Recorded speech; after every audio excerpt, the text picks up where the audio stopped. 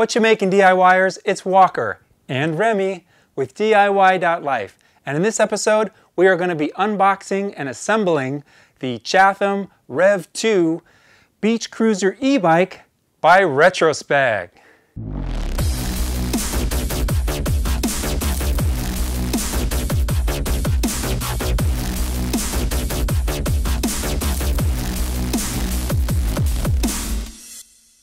First things first, let's get this thing out of the box. We got a lot of tape. And if you haven't noticed, I got my Insta360 Go 3 on my hat here. This is a new device for me, so I'm giving it a shot. This is its debut.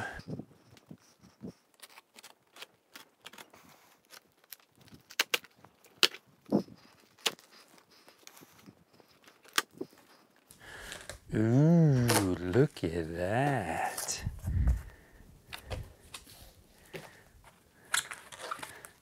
Looky. Right. Well, it all seems to be packed quite nicely.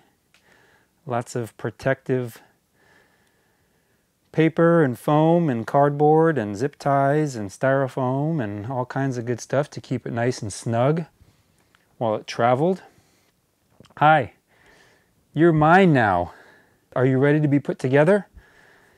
Let's do it. Get these biceps ready. We are gonna lift this big boy right up out of this cardboard box. At least we're gonna try at least. Okay, this can probably come out. Nope, it's zip tied. That can't come out. Okay, let me try to get a firm grip on the frame here. Lift with your legs, kids. Never with your back. You're gonna get out of the way, Remi? Good idea.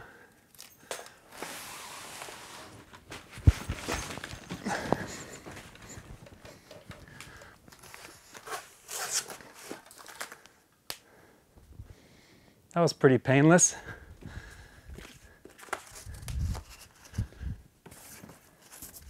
Seems to be something in this box, so we'll keep that. Otherwise, this can go away. And I got some. We're just gonna snip and we're gonna break this thing down. We're gonna try to get all of the packing off of it.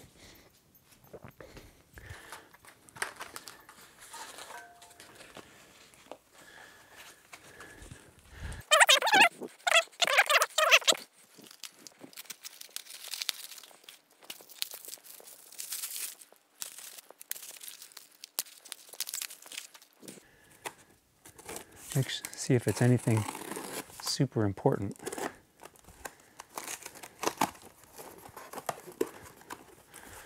Oh, I just thought of, I can tell by the size.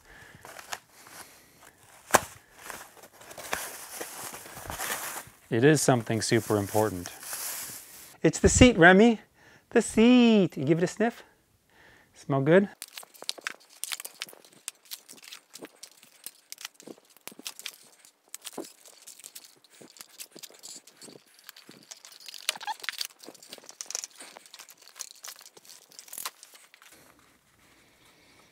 Maybe we should take a look at the assembly instructions. Let's do handlebars first.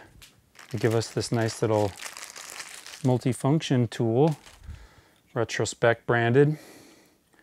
Let's turn this around so that our forks are oriented.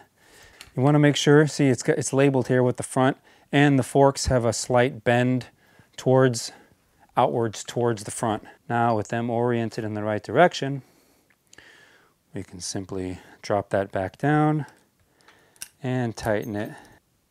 Okay, check our handlebars.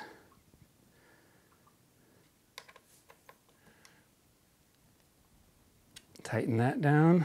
It ships with a temporary piece of hardware attached to the forks here to probably protect the forks from bending during shipment. So we may need to get a wrench on this, loosen it up a little bit so that it'll come off. There we go. Nice and loose. Should be able to lift it up and remove that. Whoa! So we want to make sure our wheel goes on. And the disc brake needs to go inside the receiver.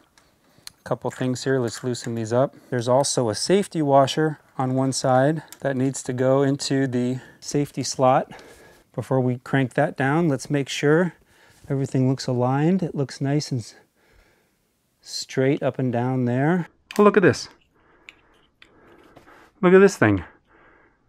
This is a wrench tool for the different nuts on the bike. I'm sure this big one is for the front tires. It's for the...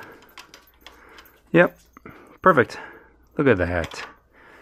Way to go, Retrospec. Tighten this down.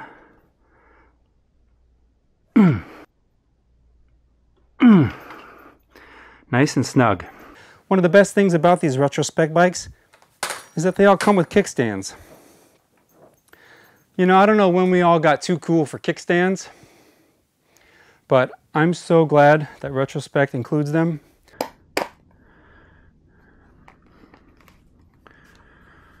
Let's put our seat on. That angle looks a little better.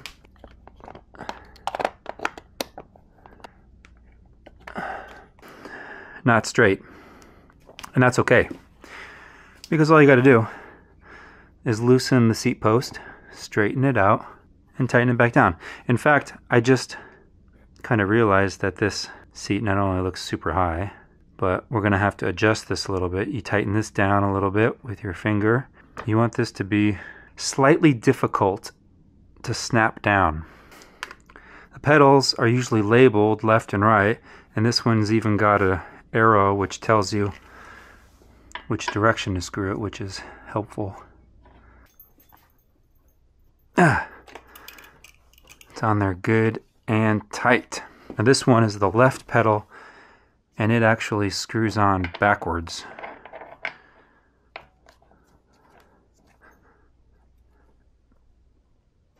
Okay. Headlamp and a tail lamp. I would say it goes right on this. It slides right on that. Oh, it just snaps right on there. And then you pull this little plastic tab. I don't know if you can see that. You pull the plastic tab and it lights right up. See, this goes right in here.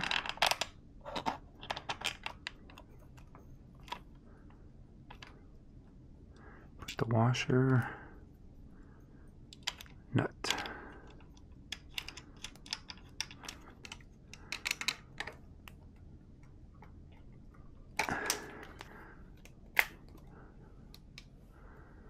The bike is done being assembled. Yeah, it looks ready to go. Now let's power it up and go through the system. Now this is the Rev 2 model, which is a little less expensive than the Rev Plus, and a couple places you're going to see that is with the display. You've got kind of a basic touchpad here. It isn't even really an LCD display. It's just some LED lights, which tells you power assist level you're at. This is the power level of the battery. The electric pedal assist gives you 5 levels, one being the least amount of assist, all the way up to 5, which you'll top out at 20 miles per hour. I believe this bike has about 25 miles of range. So we've got 3/4 of a battery. We're on power assist level 1. If we were to raise up this back tire and hit the throttle, yep, we have power. The other thing we need to do is remove these keys that are zip tied to the frame. If you're not cruising, you're losing. So here's the key to the bike, and I believe the only thing that the key does is the key allows you to remove the battery. So let's turn off the bike, and then with the key you can set it, you can move it over to unlock, and when it's in unlock, you can lift and remove the battery, just like that. Let's plug it in, let's get the charger out.